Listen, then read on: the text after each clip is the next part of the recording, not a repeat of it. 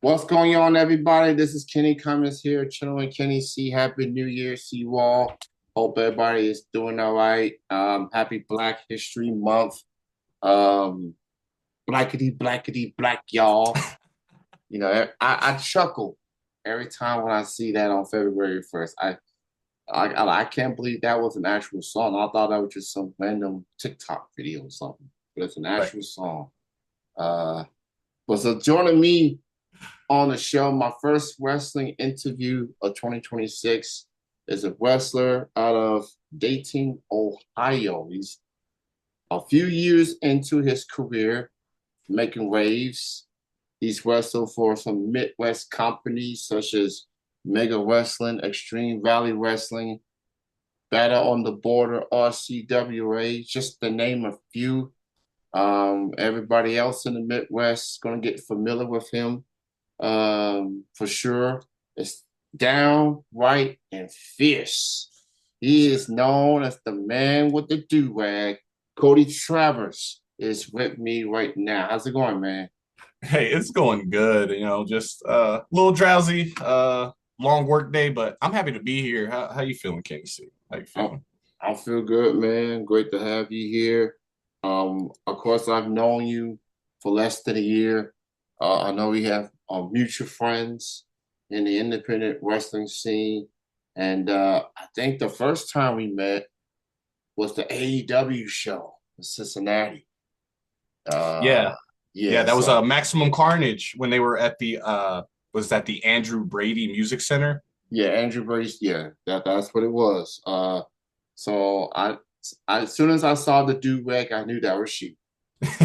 So I was like, What? oh, that's Cody. Yeah, yeah, Hey, you flatter me too. I mean, I recognized you as well because I we're both tall individuals, yes, so we yes, both we going to are. stick out. We're going to stick out like a Oh sore yeah, thumb in wrestling crowds. So yeah, yeah, it's not that easy to pick either of us from a lineup of people. I'll tell you that much. But no, yeah, yeah, it was a great event. Getting the quick photo op with you and actually chatting up with you after being yeah, friends on Facebook for so long.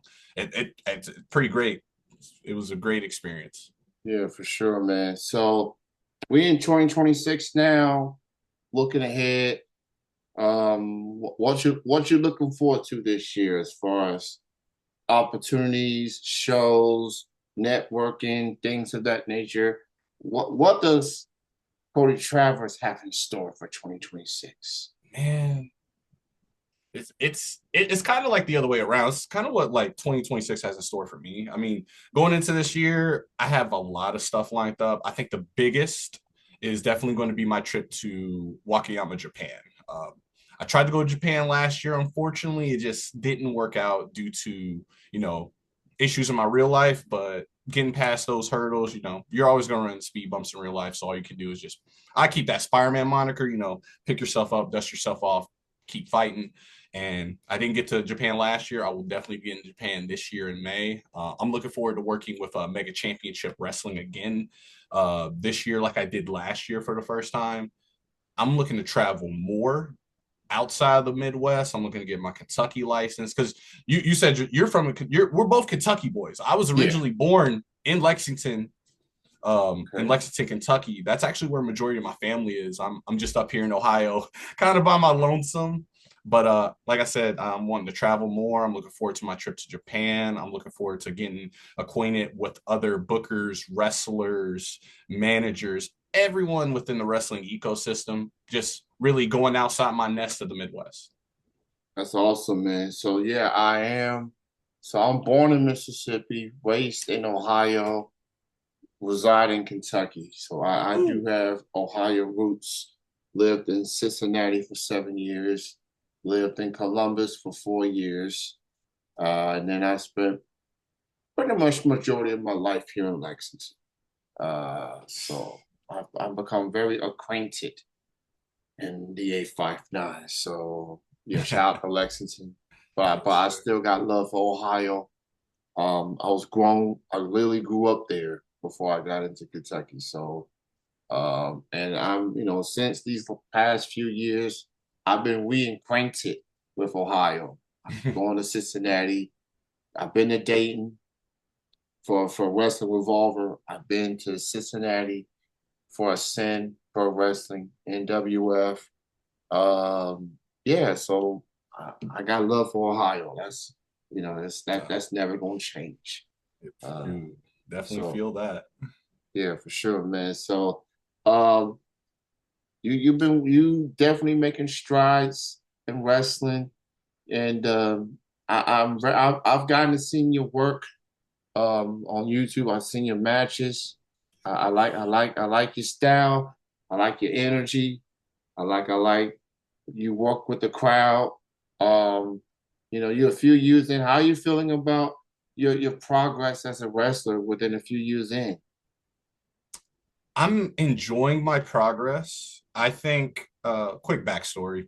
So I originally was trying to get into business back in 2018, 2019. Not going to mention the head trainer, but I will mention the school because honestly, I can say everything good about this, about the company itself. So around 2018, early 2019, I tried to originally get into pro wrestling through Rockstar Pro Wrestling. That was honestly, it's kind of like a precursor to Wrestling Revolver in a sense. It was a solid company. It was in Dayton. Um, and unfortunately, a lot of stuff happened in 2019, and especially even more stuff that really impacted. Obviously, COVID affected not just the pro wrestling world, but the entire world as we know it. Still feeling effects from it, but also events that happened in 2020 also affected, unfortunately, Rockstar. And that's why I said, like, with Rockstar gone, now we have Revolver as that date promotion kind of through the ashes, Phoenix Ryan from the ashes of that. But I didn't eventually get my official debut till 2023. So it was just literally, hey, I'd like to get into pro wrestling. Cool, that's fine. But then all this stuff happens to kind of basically just slow down the progress. So going from 2019 to actually debuting in 2023, it kind of helped me in a sense. Like I wish I could have started earlier, but being around the business, being to absorb all these different ideas from numerous different minds, it helped me before I actually had that debut. So while I wasn't training in ring as much as I would like, I got that more mental and like study based training. And after debuting, basically, that gave me that idea. It was like, oh, it just like something was missing from the puzzle, and that debut was that last piece. And that kind of let me know that I could do this. It let me know that like from there, I was able to just study wrestlers that I felt would like that I both related to, inspired me, and what I want to develop myself around. And now I'm on year 3, and I'm still studying just as much. I'm still trying to find time in the ring. It's just crazy. It's very jarring because I never thought this would be something I would do. Everybody says that growing up watching it. Until you actually give it a try, you're just like, it's just out of field for you, I guess. Yeah, so I did hear of Rockstar Pro Wrestling. I knew it was a promotion out there in Dayton. I wonder what happened to it, I guess, prior to COVID or whatever. I guess after COVID, like not many businesses have recovered after the pandemic year that we had. I'm glad Wrestling Revolver filled that void for Dayton in particular, because from the shows that I've been to with Wrestling Revolver the past couple of years, it's definitely it's a crowd. It's a wrestling town. They show up and show out for Revolver. So I'm glad that Revolver has filled that void. I love the Revolver. It's one of the craziest shows I've been to in my life. Man, It's it's bananas.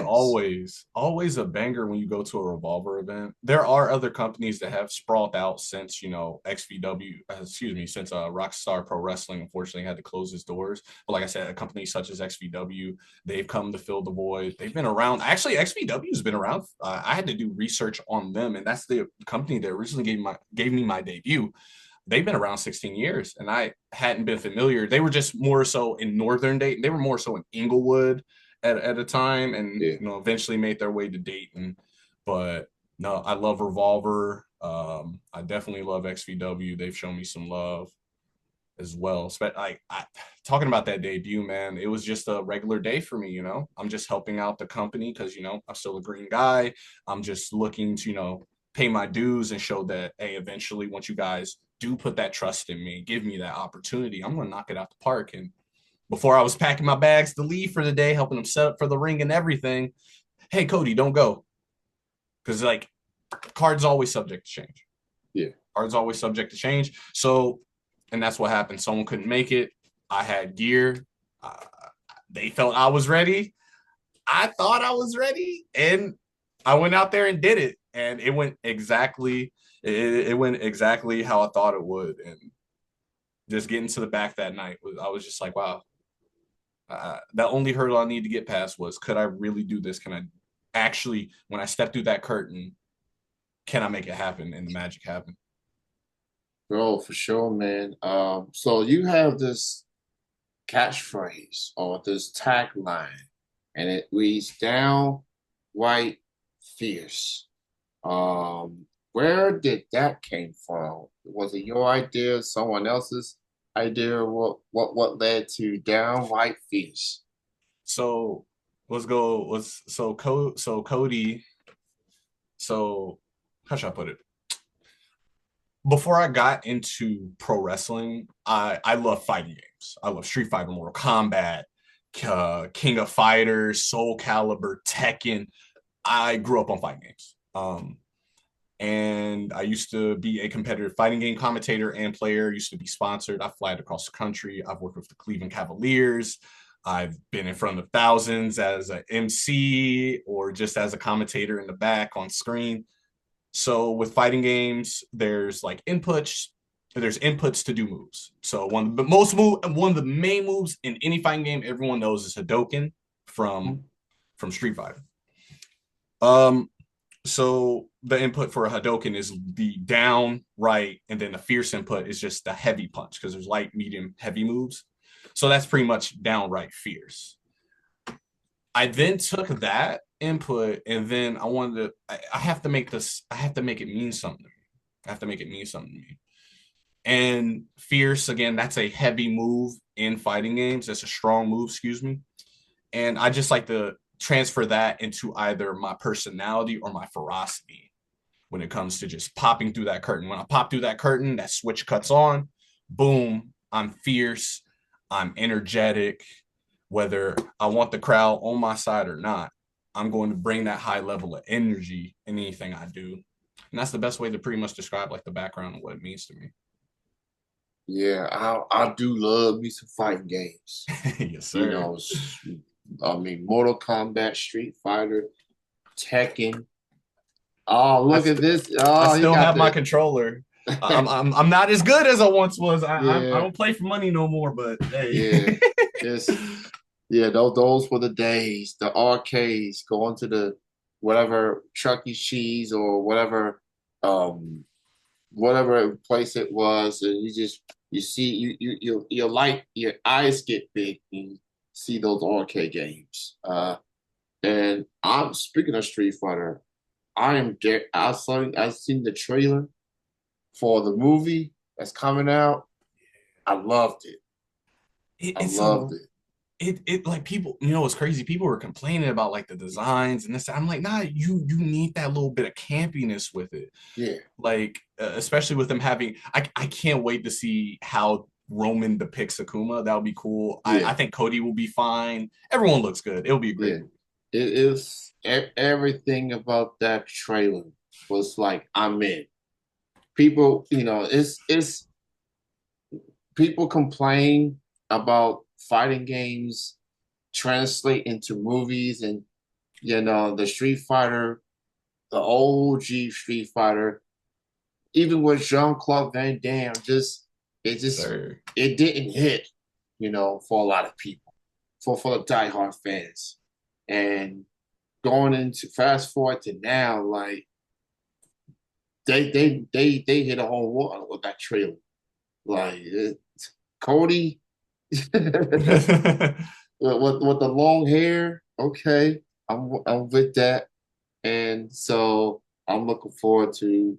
And speaking of Roman, he had a busy weekend, obviously, busy Saturday.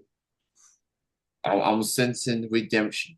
That's what it looks like. But then maybe Definitely. Street Fighter could be promotion could be a factor into winning. Now that I think about it, but it's Roman. This It's ain't. It's not bit dog Roman. This is tribal chief. He went through the. He went through adversity for the past 2 years. He wasn't like he had to rebuild everything. Regain that confidence. So, if he ends up facing Punk, I'm cool with it. Um, I, I'm not complaining about it. Like, there's a lot of ways they could have gone. People calling it a safe pick, but you're going back to Vegas, and you need a draw somewhere with all them expensive tickets. So tickets, we man. don't know how much Roman has left. We've seen all these other guys retiring left and right. We've seen Cena's gone, Tanahashi's gone, Madison Rain is gone, Ohio representing, JDC is gone, and AJ supposedly gone. Right? A Yeah. lot of speculation about his future, but I'm okay with Roman. Let's see what he has to say tonight on Raw. No, yeah, for sure. I mean, I feel he's definitely going to go after Punk. Remember, he did say, "Hey, the last words of that promo that they had with all three of them in the ring, it was like, hey, that championship looks better on me." And Yeah, that was the yeah, seed that was sowed right there, right then and there. So I'm kind of in the same boat. I'm not upset Roman won. I do agree it is a safe pick. It's a really good pick, especially because, like you said, we're going to Vegas. Punk versus Roman is going to sell tickets off yeah, the beef alone. Off the beef alone. yeah, And it's much. I'm be honest. Whatever. I don't really trust the dirt sheets. yeah, I'd rather just like book through my own mind through what I'm seeing or what other people are saying, yeah, on their opinions. But yeah, Cody versus Roman wouldn't have popped off this Mania. That's me personally. yeah. But I'm not mad at Roman winning. I had two people in mind I wanted to win, but it's okay. So my first choice would have been Braun Breaker. Someone who's the future, the next big guy per se. That was definitely my first choice. And then what happened to him? Who knows? We're going through hoodie person again. It's clearly not Austin Theory. I mean, could it be Finn Balor? I mean, See, that's what I was hmm, thinking. That's definitely because you got to remember he was talking to Adam Pierce. He was yeah, like he couldn't get in the Rumble. I thought he basically swore like, "Hey, this yeah, isn't the last you've seen of me." I assumed that was him just going to take his spot in the Rumble, yeah, but but then again, Finn would have been fed to Oba because Oba was number one, yeah, Breaker was number two. So yeah. I I don't know don't if you would blame have him. got to you would have won the Yeah, Rumble yeah, winning number two yeah. You gotta pick your spots, for sure. for sure. I think with Finn, with from last week to now, he'll definitely be in the chamber. I think one of the six participants, and see where they go from there. I like Oba's presentation. I mean, being number one, he was there for like 35, 40 minutes, I believe. He made a good impression. Uh, so that's the that's money. It That's money. is. So Anytime on screen is just good time. Honestly, honestly, yeah, Shawn Michaels, NXT, they know how to build people, especially those from the ground up. I know Oba has an athletic background. I think he played football for Alabama, if it serves me correctly. Um, I think he did another sport. Don't. It's one of those Olympic sports. yeah, he did Yeah, shot put as an Olympic sport. that's what it's Yeah, called. Okay. Yeah. the same So thing Brock Lesnar's daughter is doing. That's yeah, crazy, I seen the photo of her. I'm like, yeah, that's really her. That's her daughter. Like, what? bro. Yeah, Literal twins. yeah, and look, that's Sable's kid. Anybody that knows, I'm pretty sure a lot of fellas got a Lot. crush on Sable. back in the day, with the Man, cat suit, and the my handprint goodness. and stuff. I was like, don't get me Yeah, that was still that was actually a little bit before my time, but like yeah, having the access to go back and watch that still, I was yeah. just like, I was still pretty young. I was like, oh, I Yeah, understand now. yeah. I mean, yeah, she shows skin here and there. I guess that I love the cat suit. It, just think she would have been perfect for the Royal Rumble, where everybody was wearing If them cat suits, man. oh my goodness, goodness gracious. And, Yeah, people hate on the cat suits, but yeah, respectfully, I'm respectfully staring, respectfully, very yeah. respectfully. Look, Respectfully, yeah, y'all are beautiful. Y'all are beautiful. beautiful, Yeah, beautiful women in them cat suits, but yeah. So, I think there was only a few of the women that didn't necessarily wear the cat suit. There was, I think, Liv Morgan. She just had leather pants. She had a top. So Ruka, she looked like she was going to a festival. She looked like she was going to a concert. yeah, they both had on trip pants, funny enough. And Yeah, those are pretty expensive too, probably cheaper than buying whole gear for it. So I yeah, understand that because gear yeah. can get expensive. Now, shout out to Roxanne Perez though, because she pulled off the she goat. The Shigo, Yeah, like it just looked amazing. I think yeah, that's really where I know you. I feel honestly feel like WWE since they're going over to the country and they're following the rules of the country. I feel like they should help them in terms of gear. You got plenty of seamstresses, yeah, and at your whim, basically.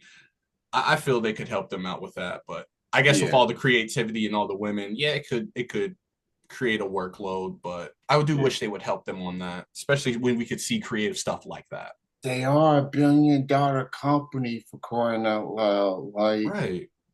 these are not these are performers putting their bodies on the line, and yeah, they could have helped out a little bit more in that regard. Honestly. I did get turned up for Bremo. I did. I kind of did too. I Yeah, was surprised. I was surprised. yeah. I was not expecting to see her.